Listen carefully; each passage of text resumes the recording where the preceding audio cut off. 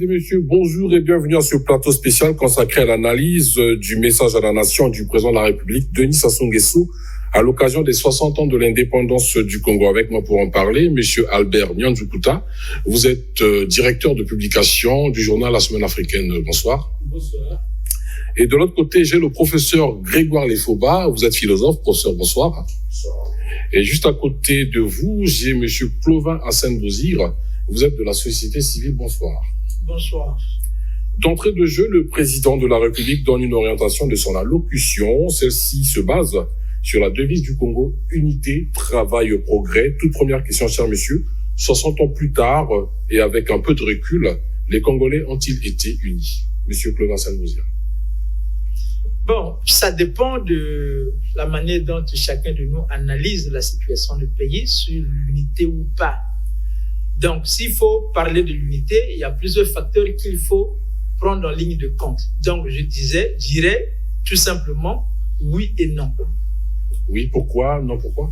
Oui, tout simplement parce que il y a une unité apparente du fait, tout simple fait que nous vivons entre nous, nous cohabitons sans difficulté entre les peuples du pays, d'une manière générale, du nord au sud, de l'est à l'ouest. Il n'y a jamais eu un problème réel qui pouvait faire qu'on se pose la question de l'unité parce que entre les citoyens qui constituent la communauté congolaise, s'il faut l'appeler ainsi, donc il n'y a pas de problème pour qu'on parle unité parce qu'on n'a jamais été divisé. S'il y a 8 divisions, ce sont des problèmes animés, organisés par les politiciens pour se maintenir ou bien accéder au pouvoir qui entraînent les divisions au sein de nos populations. Donc, je ne peux pas parler de l'unité du Congo en tant que telle, comme s'il y avait un problème. Non, le Congo a toujours été uni parce que tout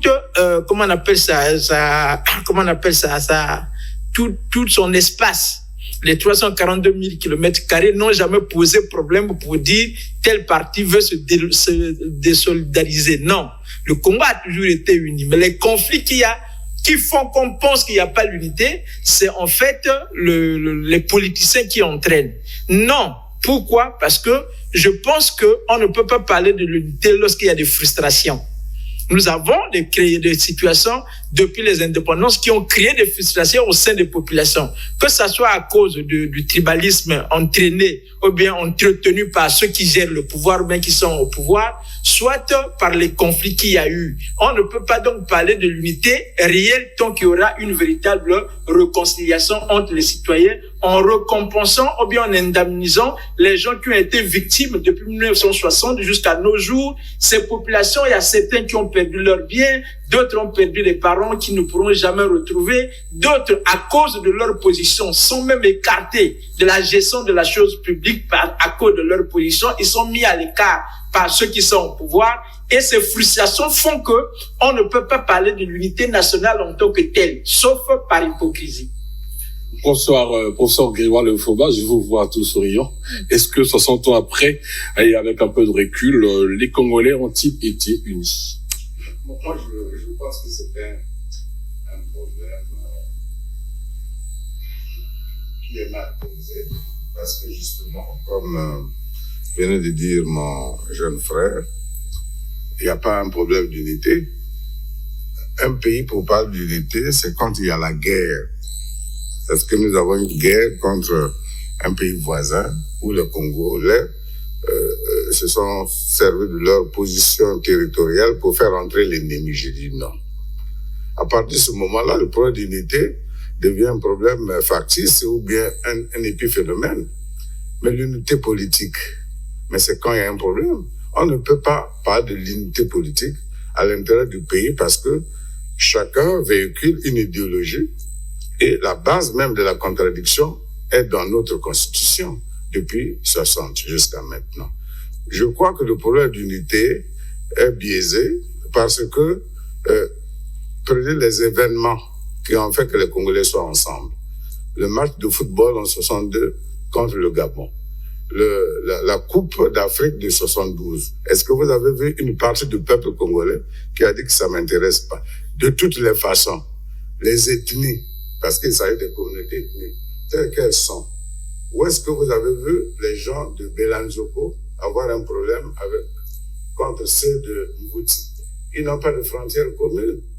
Donc, il ne peut pas aller à la chasse, se retrouver pour dire qu'ils se sont battus, les gens de Belanzoko, contre ceux de Mvouti. Donc, quand on pose ces problèmes-là, il faut les serrer. Hein. Je crois que ce serait bien de les serrer. L'unité du Congo est mise à mal. Je pense que c'est les règles d'État, de droit. Si vous êtes frustré, s'il y a les règles d'État, de justice, c'est-à-dire vous faites le concours pour aller en 6e. J'ai fait le concours en 68. Celui qui était premier pour le centre où j'étais, à Kélé, était 2e au concours pour aller à l'école militaire préparatoire. Donc, il y avait la justice de là-bas, il est premier. Donc, ça se justifie. Quand c'est plus grand, au niveau plus national, il est 2e. Donc, il y a la justice, il y a l'unité. L'unité doit se faire dans le travail, le président l'a dit. Et puis le travail, parfois, établit des règles. Si vous respectez les règles d'État, vous n'aurez pas un problème d'unité. Vous n'allez pas aussi favoriser quelqu'un qui ne vaut rien pour faire l'unité. C'est au détriment, un mauvais mécanicien. Donc vous voulez faire l'unité du pays, vous prenez des mécaniciens de partout, même s'ils sont mauvais. Donc il faut des règles d'État. Je crois que... Merci beaucoup, professeur. Monsieur Albert Miandjoukuta, directeur de publication du journal La Semaine africaine. Est-ce que les Congolais, 60 ans après, avec du recul, ont-ils été unis? Je vais être, un peu à l'écart du mouvement ambiant de tout ce que nous disons jusqu'ici, en disant, comme mes deux prédécesseurs, oui et non, mais pour des raisons un peu particulières. C'est-à-dire que nous avons trois orientations, trois paroles fortes dans notre devise nationale, unité, travail, progrès. Et je pense que le slogan, mettons comme cela, qui pose la devise, qui pose le moins problème des trois, c'est précisément l'unité. Parce que, comme l'ont dit mes prédécesseurs, aucune partie du Congo, même dans les pires des violences que nous nous sommes infligées, ne s'est jamais insurgée avec un drapeau nouveau, disant, moi, je quitte l'espace de 342 000 km² pour aller me revendiquer d'une autre appartenance territoriale. Donc ça, l'unité a tenu, qu'elle soit factice, c'est un fait, qu'elle soit précaire, c'est vrai, qu'elle soit toujours à consolider, ça aussi c'est vrai. Mais des trois devises, il n'y en a qu'une, c'est celle-là qui poserait le moins problème, je veux dire, d'un point de vue simplement sémantique, parce que l'unité a toujours prévalu, et où que nous soyons, depuis le 15 août 1960 jusqu'au 15 août 2020, tout Congolais, toute personne se reconnaissant de l'identité congolaise a toujours su se revendiquer de cet espace-là, de cette appartenance-là, même si cela correspond parfois à une manière de faire un peu légère, même si on n'a pas toujours su creuser la notion. Certains ne l'aiment pas, mais de congolité, puisque, bon, voilà, en parlant de Côte d'Ivoire, on dit, voilà, ivoirité, mais il y a certainement une substance qui fait que nous quatre autour de ce plateau, nous nous reconnaissions congolais. Mais alors, ça veut dire quoi? Porter un passeport, avoir une carte d'identité, est-ce que cela suffit? Et c'est là où justement donc le terme d'unité, comme l'a bien dit le professeur, glisse vers d'autres interpellations beaucoup plus prégnantes, beaucoup plus exigeantes. Il suffit pas simplement de dire voici mon passeport, je suis congolais. Il y en a un certain nombre ici, d'entre nos compatriotes, qui peuvent même vous en brandir 2 ou 3 de passeports, disons je suis en même temps américain, je suis français, mais je suis congolais. Alors donc, la congolité, disons, le fait d'appartenir au Congo devrait impliquer aussi une autre notion, un autre cran d'appréciation, d'évaluation de notre appartenance nationale. Alors, le président de la République, Denis Sassou Nguesso, dit, je cite, « L'unité a parfois été mise à rude épreuve, mais à chaque fois, un sursaut s'est toujours opéré à l'avantage de la paix et de la cohésion nationale. Avec des formules originales internes, fruit de notre sagesse millénaire, nous avons su surmonter des épreuves, même les plus douloureuses. » Fin de citation. Est-ce que Denis Sassou Nguesso avait besoin de le dire? Professeur? Puisqu'il fait, si vous me permettez, il fait un trajet historique sur 60 ans, Donc, il ressasse les moments où l'unité a été mise à rude épreuve. On peut prendre des cas précis. Même si c'était avant, parce que la République arrive un an après les événements de 59. Mais les événements de 59, c'est un problème, comme l'a dit Basile tout à l'heure, un problème politique. Et puis, il y a eu, pour parler comme notre collègue de la semaine africaine, le glissement sémantique de certains mots. Mais là, les événements, comme on parle, on dit souvent événements, de 59, c'est d'abord sur des questions politiques. Ce ne sont pas des ethnies qui se sont opposées sans un problème. C'est le problème d'élection. Et les gens, maintenant, si vous recrutez vos partisans dans tel lieu ou dans tel autre, je ne vois pas pourquoi on doit dire que c'était une guerre ethnique et guerre civile entraînant les ethnies. Il y a eu autant de gens qui appartiendraient à la communauté ethnique, par exemple de Youlou qui était à Poto, qui ont subi, comme tout le monde, qui appartenaient au MSA. Je pense que le président le dit pour certains moments. Nous avons, effectivement, quand Basile a introduit les frustrations, il y a un glissement. Aujourd'hui, le fait que les idées soient mises en circulation de manière faible, on associe Mianzuka, c'est Mianzukuta, au lieu de le traiter comme un Congolais qui a des idées différentes. Au premier abord, lorsqu'on le voit, on dit non, il doit être de pôle. Et s'il y a quelqu'un de pôle qui le suit, on dit que c'est le tribalisme. Mais la politique, c'est un commerce d'idées. Si tes idées sont mises en circulation et c'est accepté dans tel coin, mais où est le problème? C'est comme si tu vendais le Coca-Cola et tu as des clients, tu ne vas pas choisir que ne prends pas le Coca-Cola parce que je suis de chez toi. Donc le grand problème, comme l'a dit Basile, c'est le problème de la frustration dû au fait que les choses ne sont pas bien définies. Et vous le savez très bien. D'ailleurs, quand vous avez commencé l'émission, vous avez dit analyse. Si vous avez dit le commentaire, peut-être qu'on partirait dans tous les sens. Mais je pense que quand les choses ne sont pas bien définies, le diagnostic n'est pas bien fait, les médicaments qu'on donne pour cette maladie ne peuvent pas tenir. C'est ça le problème que nous avons. Je pense qu'à un moment donné, le président fait allusion naturellement, quelquefois, au temps du parti unique, la division qu'il y a eu au sein du parti en 72. Là, on peut parler de l'unité, mais politique au sein du parti. Bon, il y a eu les événements, comme on traite ça comme événements de 93, 97. Il avait raison de le souligner parce que c'est de manière pédagogique, il faut qu'on le sache.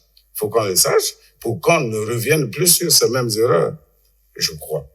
Est-ce que dans ces propos du chef de l'État, quelque part, on peut laisser présager dans ces divisions, entre guillemets, les coups d'État que le Congo a traversés, Monsieur Bozir?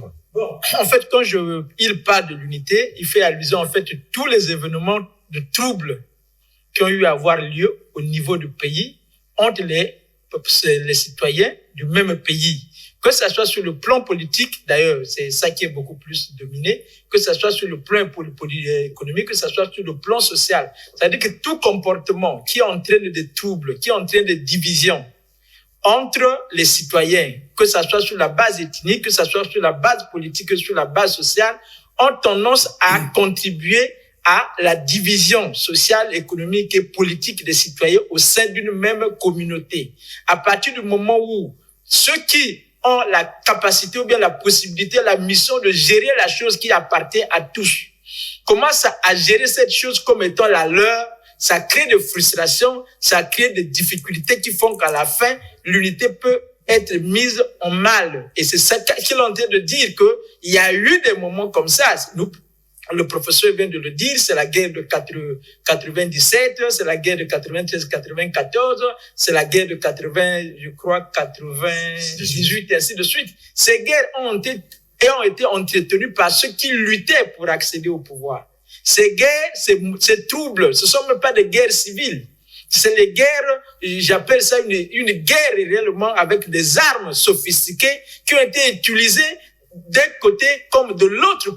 En fait, la population a été leur sacrifice. L'essentiel pour eux, c'était d'accéder au pouvoir ou bien de se maintenir au pouvoir. Et ça, ces frustrations, les hommes politiques se recroquevillent sur leur base ethnique pour vouloir se mettre en marche. Maintenant, la suite sur les frustrations, oui, le président parle de ça, mais il y a les vrais problèmes qu'il faut, pour moi, c'est un avis que je donne, après tous ces événements, on a raté le moment d'effacer à jamais ce genre de comportement qui demain peut encore susciter des divisions. C'est les frustrations dans la gestion de la chose publique. Il y a ceux qui ont accédé au pouvoir, que ce soit sur le plan politique ou ethnique, qui s'accaparent de tout. Les autres n'ont rien. Pourquoi je le dis? Il suffit de voir la façon dont les gens sont nommés au sein de l'administration publique. Ça veut dire que vous avez la connotation politique, vous avez la connotation ethnique, vous avez la connotation que l'un des jeunes que j'aime me suivre ici appelle cartel ou parentologie. Ça veut dire que ceux qui sont nommés, ce n'est pas en fonction de leur qualité. Hier, pour nommer quelqu'un directeur général, on ne tenait pas compte de son origine politique, ethnique ou régionale. On tenait compte de ses qualités. C'est en ce moment-là que le président de la République, je prends le nouveau, et le dernier, c'est-à-dire le président Denis Sassou, à l'époque de Sassou I, il nommait les gens en fonction de leurs compétences. Il ne regardait ni l'ethnie, ni l'origine politique, ni quoi. D'ailleurs, le parti était unique. La plupart des cadres, certains n'étaient même pas au parti, mais il les nommait directeurs à cause de leurs compétences. Aujourd'hui, vérifier qui peut être nommé directeur en fonction de ses compétences. Personne. Donc, il y a des gens qui savent qu'ils sont intelligents, super qualifiés, mais son sort est connu, qui ne sera jamais directeur, il n'occupera jamais de hautes fonctions parce qu'il ne fait pas partie du cartel, il ne fait pas partie du groupe ethnique, il ne fait pas partie du parti politique. Et en ce moment-là, c'était même, j'ai eu dire, qu'il ne faut pas partie de la franc-maçonnerie. Vous voyez, tous ces éléments alignés créent la frustration pour ceux qui savent que leur sort est connu. Tant que le pays va être géré de cette manière, croyons-en que si on ne fait pas attention, on pourra un jour revivre les événements regrettables que le président venait de parler. Michel Bermion-Djoukuta, est-ce que vous pensez que finalement, puisque dans les 60 ans, nous avions aussi connu, entre-temps, la conférence nationale, est-ce que ça a été un échec par rapport à ce défi face à l'unité nationale? Alors, là, encore une fois, essayons de voir si nous devons nous contenter d'un verre plein à demi ou vide à demi. Et donc, de voir un peu dans tout cela. D'abord, la conférence nationale souveraine, ça a été un moment de catharsis nationale fort. C'est-à-dire que le président parle dans son discours dans notre génie propre, nous avons su trouver des solutions originales. Bon, celle-là en était une, c'est vrai. On a puisé dans notre sagesse millénaire. Là, je suis un peu plus dubitatif parce que notre sagesse millénaire, elle est faite justement de guerre entre ethnies, entre terroirs, entre provinces, entre royaumes. Mais la conférence nationale a permis à une marmite qui a été fermée pendant trop longtemps de faire sortir la vapeur condensée, concentrée en son sein depuis même avant 1960. Donc, il s'est dit de tout. Il s'est dit de tout et je pense que cet exercice cathartique a été une manière aussi pour le Congolais de se dire, bon, voilà, enfin, je l'ai dit. Ça n'était pas seulement de réprimer, ne dites pas, ne faites pas, ne voyez pas, etc., mais dans un endroit reconnu par tous comme étant celui où le linge devait se laver, linge sale devait se laver en famille, eh bien, ici est dit de tout. Maintenant, la suite, c'est comme toutes les espérances, il faut toujours les arroser. Est-ce que l'idée principale de la conférence nationale qui était de faire le point de la nation et de dire, prenons une autre direction, est-ce que cette idée a été soutenue? Je pense pas. Les hommes politiques, qu'ils aient été élus ou qu'ils aient aspiré à une élection plus ou moins frauduleuse, plus ou moins forcée, ont eu tendance à ramener le tout au pied de leur bananier et donc forcer les populations qui étaient même parfois favorables à eux à s'identifier d'abord, avant tout dans l'ethnie, d'abord dans le village, la région, comme on disait à l'époque, le département aujourd'hui. Et donc, mais tout cela nous ramène encore une fois à l'idée d'unité dont nous avons parlé tout à l'heure.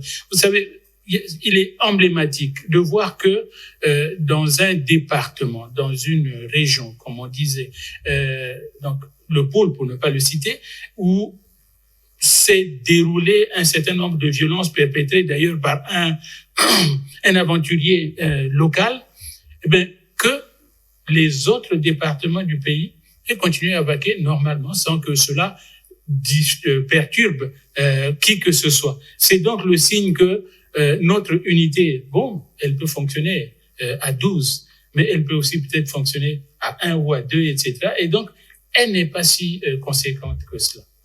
Professeur, je vous en prie. Je rebondis parce que Mianzo Kouta a dit des choses intéressantes sur lesquelles j'ai un regard particulier. Nous n'avons pas toujours été si faibles devant les phénomènes d'unité, c'est vrai. Lorsque nous avons eu les événements de 59, 4 ans après, nous avons eu la révolution de 63. Mais c'était Hulot au pouvoir. Mais il y avait des gens, ici tout raisonnement tombe toujours sur l'ethnie. Mais il y avait des personnalités issues de l'ethnie de Hulot qui étaient dans le mouvement révolutionnaire de 63. Il y a un autre mouvement, on ne le dit pas assez, mais je pense qu'il faut magnifier le Congo. Nous avons un pays qui a toujours eu une différence par rapport aux autres peuples. Je ne vais pas faire la similitude avec la Révolution française, où il y avait quand même une unité contre le roi, contre tout ce qui était abominable à l'époque en France. Mais 72, mais on ne le dit jamais assez. 1972, au sein du Parti Congolais du Travail, c'est une frange, mais qui était pas monocolore. Il faut quand même le dire aux jeunes gens pour sublimer quand même l'élévation intellectuelle politique de notre pays. Mais on passe ce mouvement comme si de rien n'était. Il y a quelques éléments de la gauche qui se sont retrouvés, mais sur la base des idées. Je préfère faire une guerre, même à l'intérieur, en suivant des idées précises, que de faire une guerre pour suivre un homme. Et là, justement, on peut s'apercevoir que le M22 avait regroupé tout le monde de toutes les ethnies. Je prends, vous connaissez, les Diawara, Ikoko, Luka, Atondi, Mondele Ngolo, Numazala, Camille Bongo. Mais ça, c'est quand même un moment important. Il faut le sublimer. Ça aurait été négatif si des gens se seraient retrouvés autour d'un leader ethnique, communautaire. C'est même tellement bas de se trouver autour de quelqu'un par rapport à son appartenance. Donc, il peut même te faire tuer simplement parce que vous parlez la même langue. Mais qu'est-ce que vous mettez ensemble? Mais tout le monde parle la même langue. Tu peux être né à Swanké, parler très bien le lari. Pourquoi tu ne suivrais pas celui qui parlerait le lari? Donc, moi, je crois que il faut parler de ces événements, aussi les sublimer, parce que nous n'avons jamais eu un mouvement aussi puissant dans notre pays. Comme la conférence nationale aussi. Celui qui a assumé tout au nom de la conférence nationale, il fallait le sang-froid, j'en parle en connaissance de cause. Je crois que c'est ça des moments. Mais après, c'est comme si les gens se sont retrouvés contre les prescriptions de la conférence nationale ou pour reprendre la même chose. Mais je pensais que mon frère Bazir avait un peu un mot de trop pour dire que personne n'est nommé en fonction de ses compétences. Je pense que dans ce qui est mauvais, il peut y avoir ce qui est bon. Donc, il faut éviter même l'affirmation absolue. Il faut certainement dire, parmi ceux qui sont nommés, tous ne répondent pas aux critères de compétences, mais il ne faut pas dire tout parce que c'est une affirmation générale. 60 ans plus tard, quel progrès enregistré par le Congo? Denis Sassou Nguesso commence par le secteur des transports avec le maillage ou l'interconnexion du Congo en infrastructure terrestre, aéroportuaire, maritime et fluviale. A-t-il raison de le rappeler, outre le chemin de fer, le Vincent Bozir? Bon, c'est en fait ça, sa liberté d'expression. C'est lui qui dirige le pays. C'est vous qui analysez sur ce plateau. Voilà, qui dit ce qu'il a dit.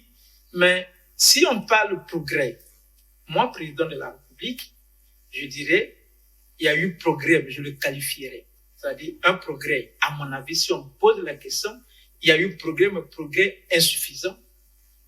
Un progrès à la limite très insuffisant, insignifiant ou inadéquat. Pourquoi je parle des progrès qui sont insignifiants? Nous sommes sur les infrastructures d'abord. J'arrive, bien sûr. C'est ça les progrès. Tu me parles de progrès, tu abordes les infrastructures. Je prends seulement les routes. Nous avons, je crois, il a parlé de 3111 kilomètres alors qu'en 1960, on est parti de zéro, pratiquement. 60 ans après, nous sommes à 3111. Si vous évaluez le montant que le Congo a eu à mobiliser les infrastructures, ça veut dire qu'on a construit à peine 52 km par an, la moyenne. Est-ce que c'est performant pour un État qui se dit souverain? Parce que quand le président de la République fait son premier discours, moi j'ai 12 ans, le pays a 19 ans. Donc quand il fait ce discours d'évaluation, le pays a 60 ans. Donc 41 ans après, le pays n'a construit que 3000 et quelques kilomètres. Ça, c'est très insignifiant. Mais il dit, c'est un effort, c'est. Maintenant, moi, quand j'analyse, tout à l'heure, on abordera pourquoi je dis c'est insignifiant, parce que quand vous regardez le budget qui a été consacré aux infrastructures, les choses ont été faites. Dès le début, d'ailleurs, quand le premier gouvernement qui arrive, il lance le plan triennal 1961-1963 d'un coût de 38 milliards de francs CFA. Malheureusement, qui a été réalisé à peine à 35% parce que il y a eu donc en fait une pression au niveau des finances, les choses n'ont pas marché. Il y a eu comme un cumul de déficit budgétaire sur les 3 années en cours qui était évalué à 2 milliards 400 millions de francs CFA, et cela a fait que le projet ne pouvait pas être mis en œuvre comme il fallait. Mais après ce projet que vous parlez, il y a eu des grands investissements qui ont été faits. Je ne reviens pas sur les mouvements de révolution parce qu'on en a parlé 14-15 jours. Nous sommes dans des progrès dans les infrastructures. Et là-bas, je crois, ça a été 35%, bon, 29% à l'époque. Donc, le premier projet ont été réservés aux infrastructures. Nous arrivons avec Massamba Deba. Lui, il met en place un plan quinquennal qui était d'ailleurs magnifique sur le plan infrastructurel et économique, d'un montant de 63 milliards 400 millions de francs CFA exécutés à 98%. Super. Et il y avait les infrastructures, il y avait, comment on appelle ça, le secteur primaire, donc le secteur productif, et les autres, et l'éducation à 9% de ce budget-là, réalité à 99%. Et quand nous suivons, quand le président, je passe un peu, le président Marien Ngouabi arrive, il met également un plan triennal de 75 à 77 à un montant de 75 milliards, grosso modo, 45 millions de francs CFA, malheureusement, qui n'a pas été bien exécuté avec tous les problèmes, difficultés financières qu'il y a eu avec les problèmes qu'on pourra développer après. Et ensuite, quand le président Sassou arrive, il a été super en ce moment-là. Il fait un plan quinquennal 1982-1986 d'un coût de 1180 milliards pour certains, d'autres disent 1109 milliards de francs CFA, exécuté à hauteur de 717 milliards de francs CFA. Et cela a permis au Congo une visibilité qu'il n'avait même jamais eu à l'époque, avec les infrastructures comme les ponts le long de toute la route du Nord, la route nationale numéro 2.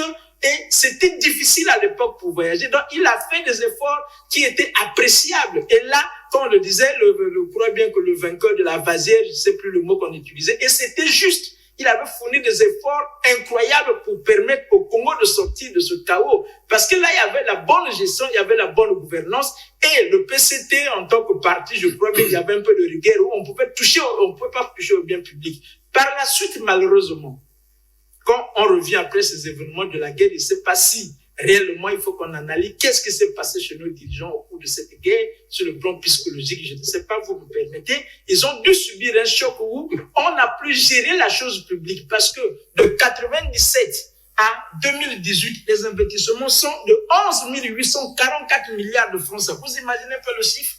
Et vous voyez le PIB du pays, le PIB nominal se trouve à 8 047 milliards de francs CFA en 2019.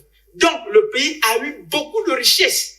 Mais malheureusement, cette période qui pouvait faire rattraper tous les retards que le pays a eu à connaître a été très mal gérée au point où on vous présentera les infrastructures. Oui, on en voit d'ailleurs, personne ne peut en douter, mais comparé au montant que le Congo a eu engorgé au cours de cette période, on se pose la question, qu'est-ce qui se passe? Il faut qu'un jour les gens rendent compte de ce qu'ils ont fait de cet argent.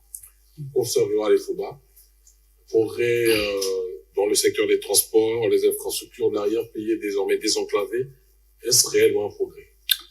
C'est-à-dire, j'aurais pu parler après le directeur de publication de la Semaine africaine. Parce que le jeton tourne. Non, justement, lorsqu'on a écouté le réquisitoire de Bozir, on a l'impression que on on n'a plus rien à dire, puisqu'il parle avec les chiffres sont têtus, les mathématiques, c'est la science des quantités.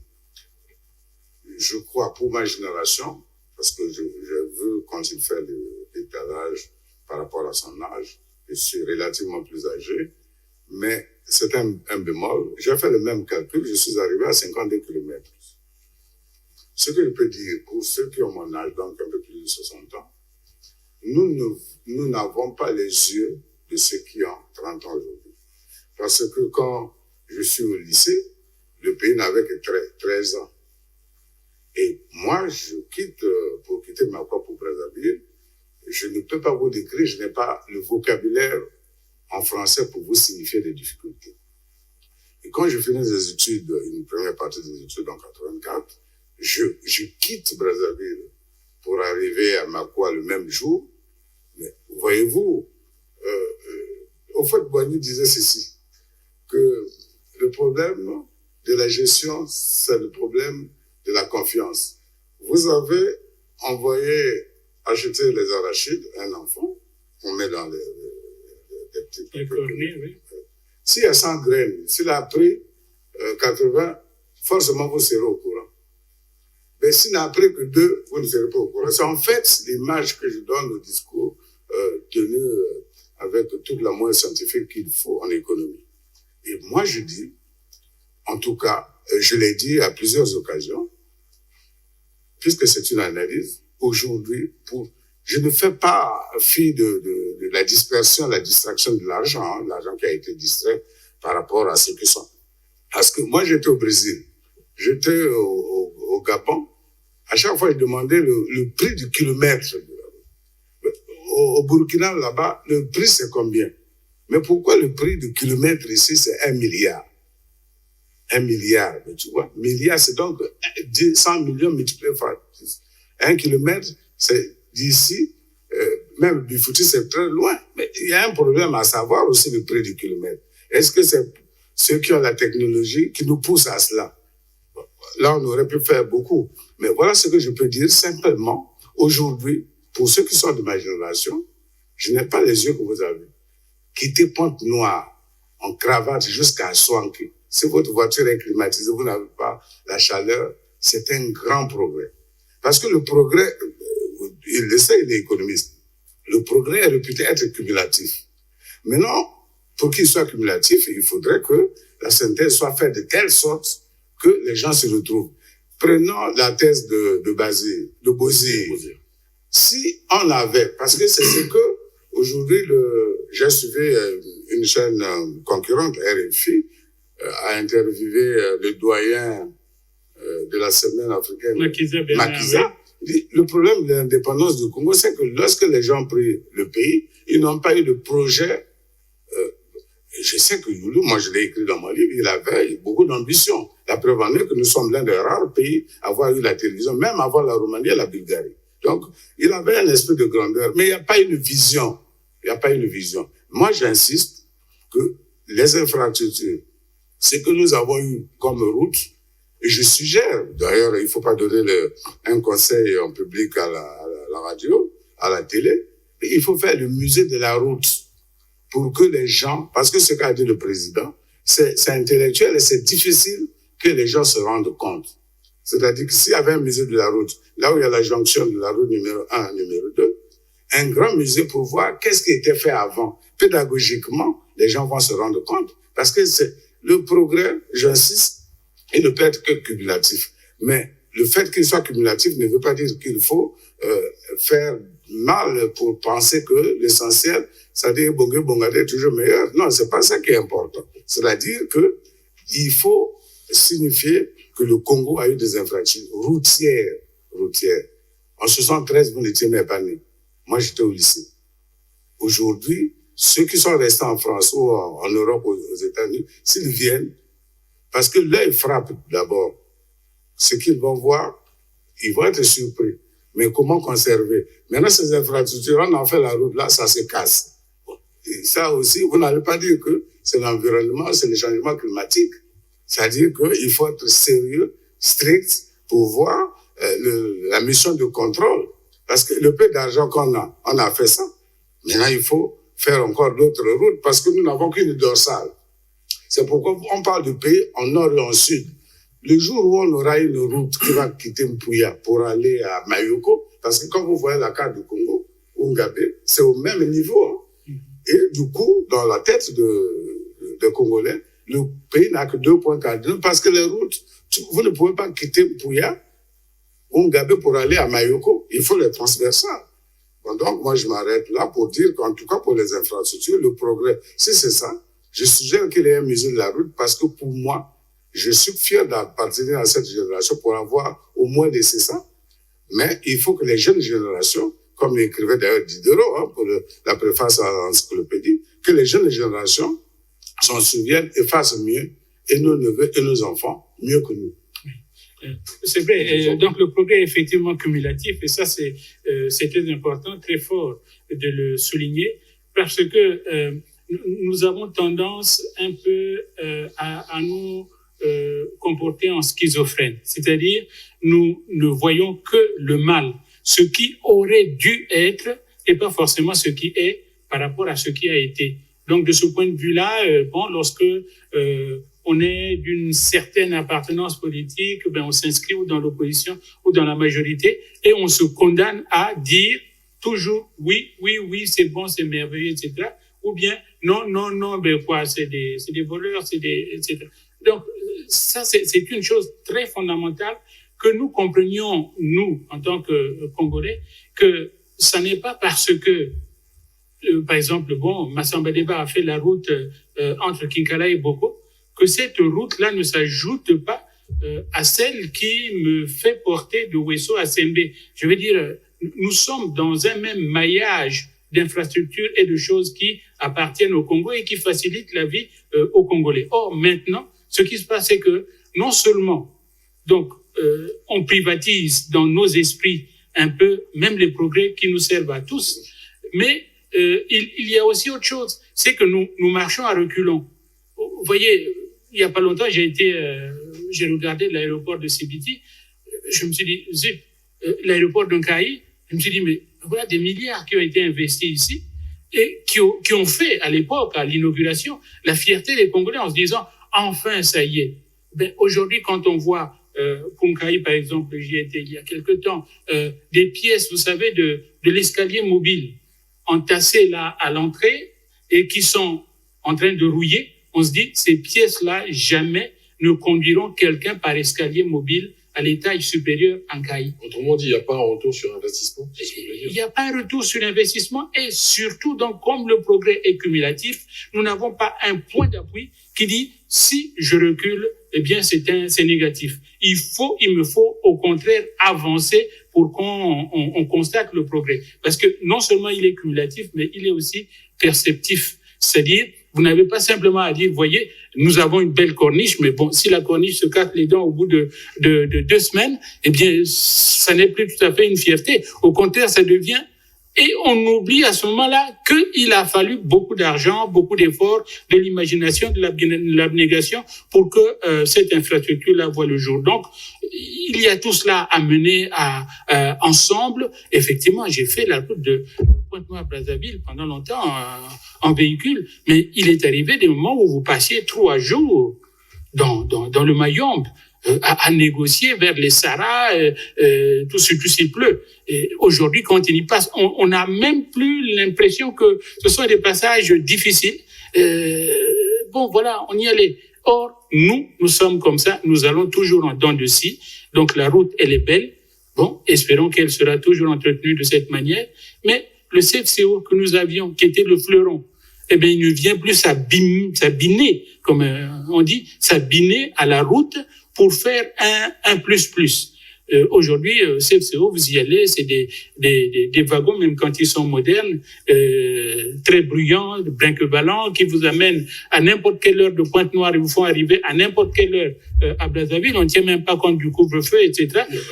Alors qu'il fut un temps, donc le professeur le dit, mais moi aussi, de mon temps, j'étais au lycée, nous avons à peu près la même appartenance géographique, générationnelle. Nos parents disaient, quand le train de 10 heures va passer, 10 heures du soir, vous dormez. Et c'était 10 heures du soir, c'est pas 11 heures, c'est pas 10h30. C'est-à-dire que c'était à 22 heures, il y avait un train qui passait à cette heure-là. C'était devenu donc quelque chose de... Or ça ne s'ajoute pas à d'autres choses. Aujourd'hui, c'est comme si le train était là. Bon, c'est une décoration.